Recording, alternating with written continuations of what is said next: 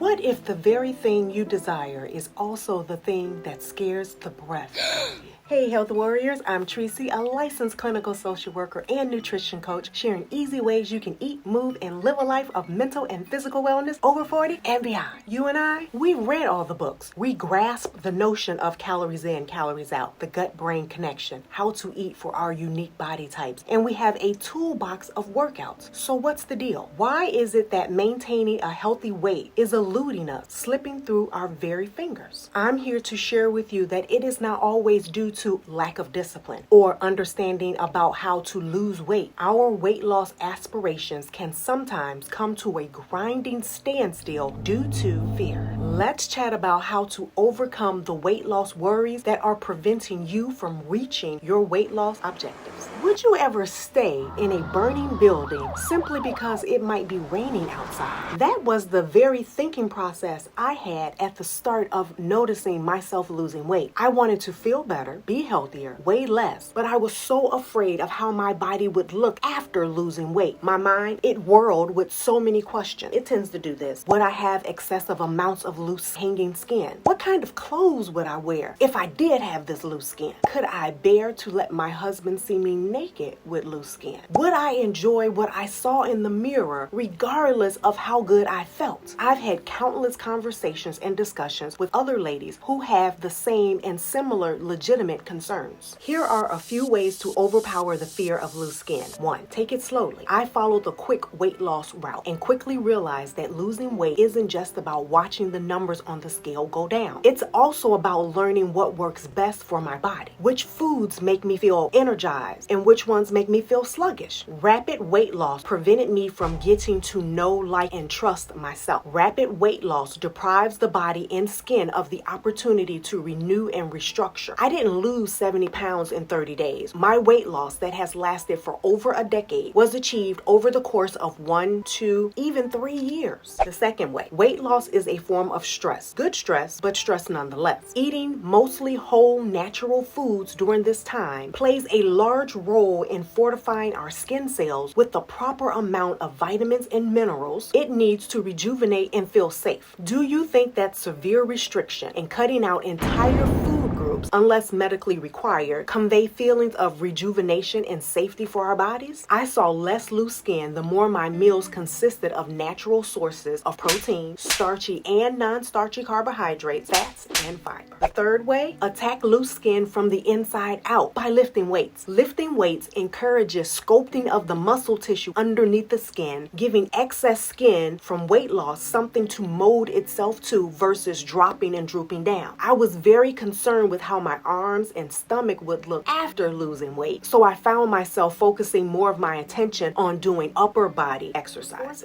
A fourth way to deal with the fear of loose skin is don't put it off. I didn't wait until loose skin was present to do something about it. Instead, I found myself trying out numerous tactics and recommendations for loose skin. My thinking was, if it had an impact for those who had already did something to help their loose skin, how much more beneficial would it be for me if I started priming my body very subtly, telling my body and my skin to behave the way that I wanted it to, which was to be tight and firm. I attribute the preventative measures I've shared in this video for me not having as much loose skin as I had imagined. I had been walking around in a heavier, unhealthier version of myself for so long that skepticism and fear kept me on the merry-go-round and round and round. I had previously attempted to lose weight, but was unable to maintain that weight loss. I felt defeated. I had failed. When I considered losing weight and making changes to improve my health, I kept thinking to myself, what if I fail again? Was it even worth the effort? Worth the chance of misery all over again? To take that initial step towards weight loss. So what do you do when self-doubt has become a friendly, comfortable companion with whom you can easily spend time with? I found that aligning myself with those who desired a life of well-being comparable to mine, those who were a few steps ahead of me on this trip provided me with support and encouragement during those times when I was not my best company. A positive byproduct of having a support tribe was that I was privy to hearing their messages of hope towards others and themselves. And this was a good thing. The good they believed and verbalized somehow found its way into my thinking and verbal expressions. It shocked and pleased me. I'm always kind of shocked and pleased, aren't I? To hear myself saying the words of Theodore Roosevelt. Each time we face our fears, we gain strength, courage, and confidence in the doing. Then I'd get intentional about doing, paying attention to my hydration, food choices, movement, and interactions, noticing myself smiling and laughing of what I'd already accomplished that pleased me and what I was about to accomplish that would delight me much more. Yes, following in the footsteps of those who have already taken flight provided just enough air beneath my wings to allow me to soar despite my fears.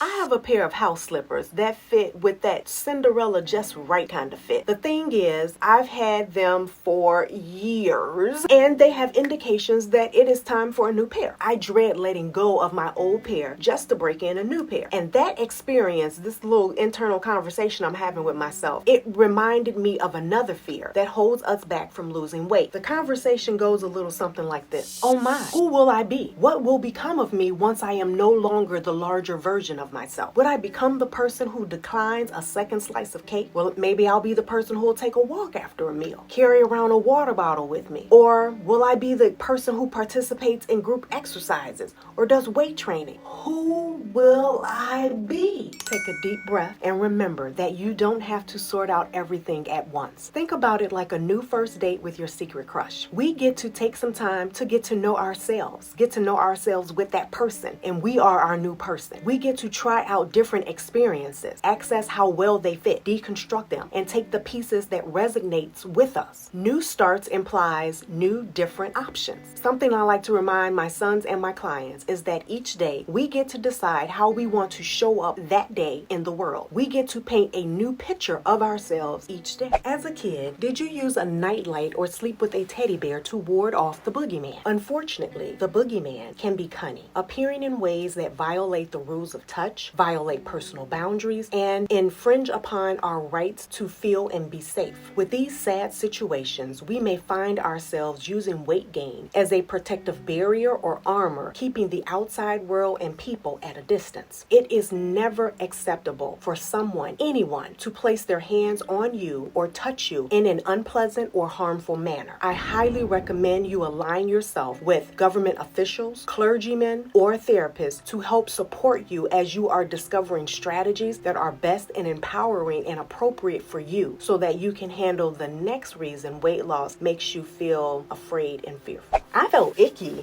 having people share their observations of me regardless of where I was on the weight loss, weight gain spectrum, saying things like my face looked thinner or fuller, hips were curvier, or asking me how much weight I had lost. Comments like those made me feel like someone was standing over me with a magnifying glass, examining every single aspect of me and judging me. How can you climb over this hurdle? Let me ask you a question. Can you recall a time when you were observing something or someone? What did you notice about yourself? What I notice when I am the one doing the observing is first and foremost, does the encounter make me feel safe? Next, I look for similarities for what is particularly appealing, such as the colors, the forms, or very distinct traits. And I rarely seek out other people's flaws. I realize that my fear about other people's observations stem largely from a fear that they would in some way expose me by saying the ugliness that I felt about myself out loud. After years of conversing with others, a very startling truth became apparent. The majority of people in the world are not giving us much, if any, attention. They are very absorbed with their own concerns, revealing that I'm not nearly as intriguing or as important as I thought I was, or I think I am. If you do cross paths with person rude and judgmental, you can absolutely stop them dead in their tracks using the recommendations in this video. Eat well, stay active.